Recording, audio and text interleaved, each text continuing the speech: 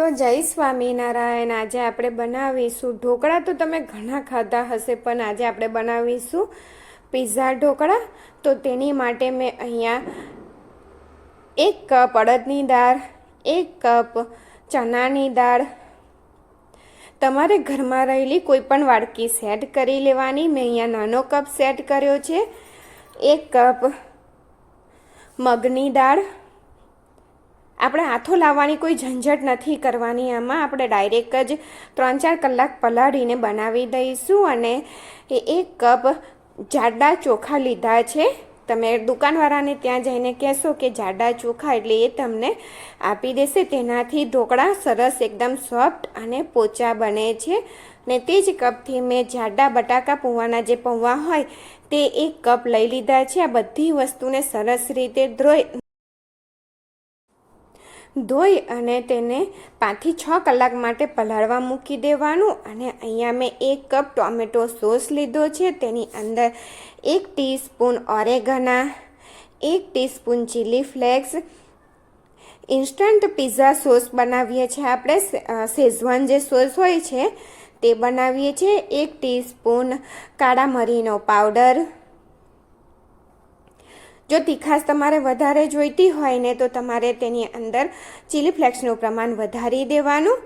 1 teaspoon લાલ કાશ્મીરી મરચું। બધી વસ્તુને સરસ રીતે મિક્સ કરી દેવાની છે। અને અહીંયા આપણે બીજી જો સરસ રીતે તે મિક્સ થઈ ગયું છે। અને થોડું કમથું આપણે મીઠું ઉમેરી દઈએ, વધારે નથી ઉમેરવાનું, બિલકુલ 2 ચપટી જેટલું જ મીઠું ઉમેરવાનું છે।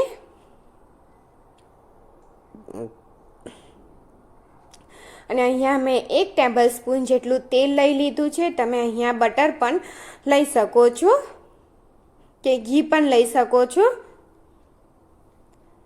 તેલ ગરમ થાય એટલે તેની અંદર 1 ટીસ્પૂન લસણની પેસ્ટ લઈ લેવાની છે। તેને આપણે સાતળી લેવાની છે। સતત હલાવતા રહી અને મિક્સ કરતા રહી અને પેસ્ટને સાતળી લેવાની છે કે લસણનો કાચો ફ્લેવર જતો રહે તેટલું આપણે તેને શેકી લેવાનું। તો આ શેકાઈ ગયું છે।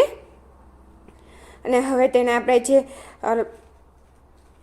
સોસ તૈયાર કર્યો છે તેની અંદર એડ કરી દઈએ, એટલે instant pizza sauce, Schezwan sauce બનીને તૈયાર થઈ ગયો છે। આમાં કોઈ તમને મહેનત નહીં પડે, તમે ઝડપથી તેને બનાવી લેશો। તો સરસ રીતે તેને મિક્સ કરી દેવાનું।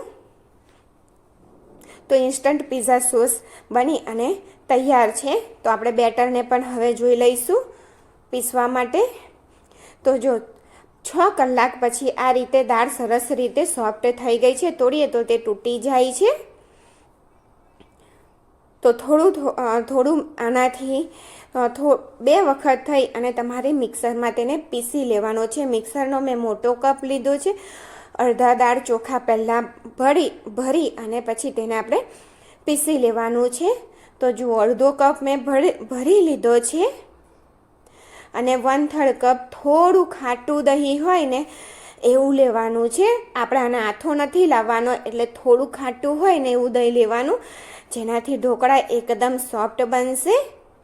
મોંમાં મૂકતા જ ઓગળી જાય ને તેવા સરસ એકદમ સોફ્ટ ઢોકળા બનીને તૈયાર થશે। તો તેને પીસી લઈએ અને પીસવાનું દરદરું પીસવાનું છે, વધારે તેને પીસી નથી દેવાનું। તો એક બાઉલની અંદર કાઢી દઈએ। તમને ટેક્સચર પણ બતાવી દઉં કે આ રીતનું દરદરું જ રાખવાનું છે।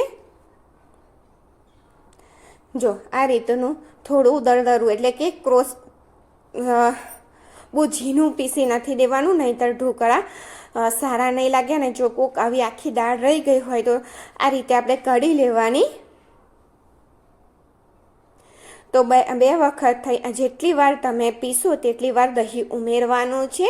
પહેલા કપમાં 1/3 કપ ઉમેર્યું હતું અને ફરી પીસ્યું ત્યારે પણ મેં 1/3 કપ દહીં ઉમેર્યું છે। અને જો ઢોકળાનો વિડીયો તમને પસંદ આવે તો મારી ચેનલને લાઈક કરજો, શેર કરજો અને સબસ્ક્રાઈબ કરજો। તો અહીંયા 1.5 ટીસ્પૂન જેટલું આદું અને મરચાંની પેસ્ટ ઉમેરી દીધી છે। તમને તીખાશ જોઈએ તો તમે વધારી શકો છો। અને 1/2 ટેબલ સ્પૂન આખી જ ખાંડ ઉમેરી છે। તેને મિક્સ કરી લેવાનું છે અને 1 ટીસ્પૂન હળદર ઉમેરી છે અને સ્વાદ પ્રમાણે મીઠું ઉમેરી દેવાનું ને બેટરને સરસ રીતે મિક્સ કરી દેવાનું છે. હળદર ઓછી લાગે તો તમારે બેટરમાં ફરીથી ઉમેરી આપવાનું. આ રીતનો કલર તેનો હોવો જોઈએ બેટરનો અને થિકનેસ પણ આ રીતની જ હોવી જોઈએ.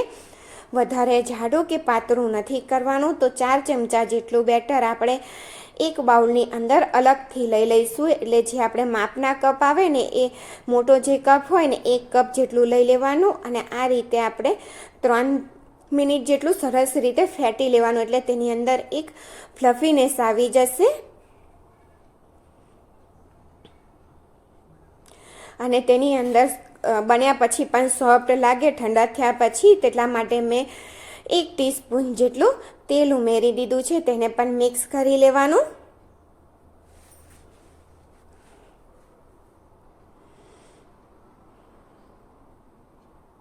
તો સરસ રીતે મિક્સ થઈ ગયું છે ને અહીંયા આપણે સોડાનો યુઝ નથી કરવાનો. 1/2 ટીસ્પૂન મેં ઈનો લીધો છે. નોર્મલ જે ઈનો રેગ્યુલર ઈનો આવે તે જ લીધો છે અને તેને એક્ટિવ કરવા માટે થોડુંક અમથું પાણી તેની ઉપર રેડી દઈએ અને સરસ રીતે મિક્સ કરી દઈએ જેથી આપણા ઢોકળા એકદમ સરસ સોફ્ટ તૈયાર થાય.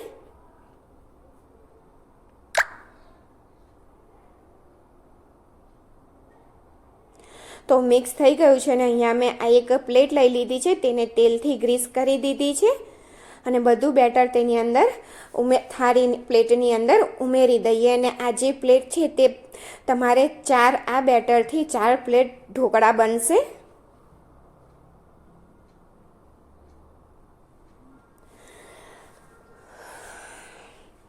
અને આ રીતે તેને સ્પ્રેડ કરી દેવાનું.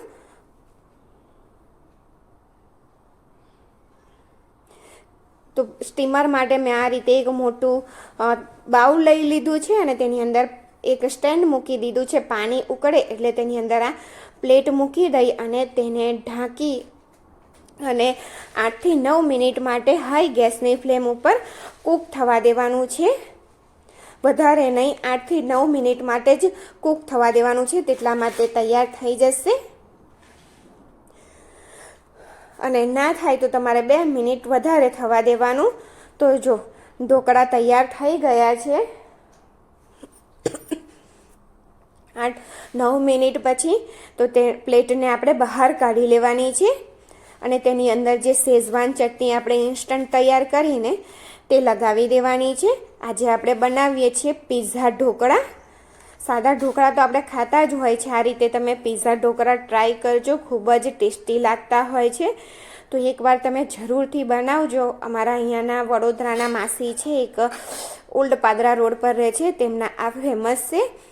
તો તે જ રીતે મેં બનાવ્યા છે. તો ચટણી શેઝવાન લગાવી દીધી છે, તેની ઉપર કેપ્સિકમ આ રીતે લગાવી દેવાના નાના પીસ કરીને અને ડુંગળીને પણ મેં થોડી મોટી રાખી છે. તમને જે સાઈઝની ફાવે તે સાઈઝની તમે રાખી શકો છો.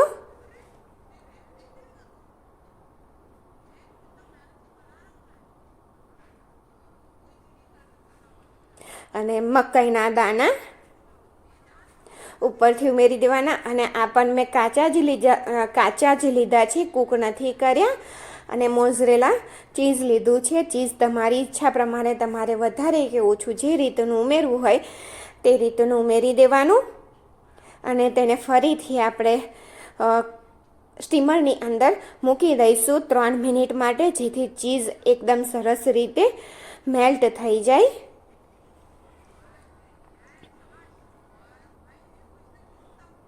તો જોતાં જ મોઢામાં પાણી આવી જાય તેવા હેલ્ધી પિઝા ઢોકળા બનીને તૈયાર છે એટલે કે ફરીથી તેને ચીઝ મેલ્ટ થવા માટે રાખું છું.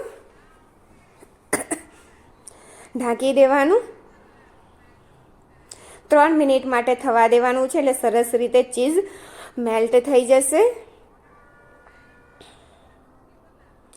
તો જો 3 મિનિટ પછી ચીઝ સરસ રીતે મેલ્ટ થઈ ગયું છે. તેને નીચે ઉતારી અને હવે સરસ રીતે તેને કટ કરી અને સર્વ કરી લઈએ.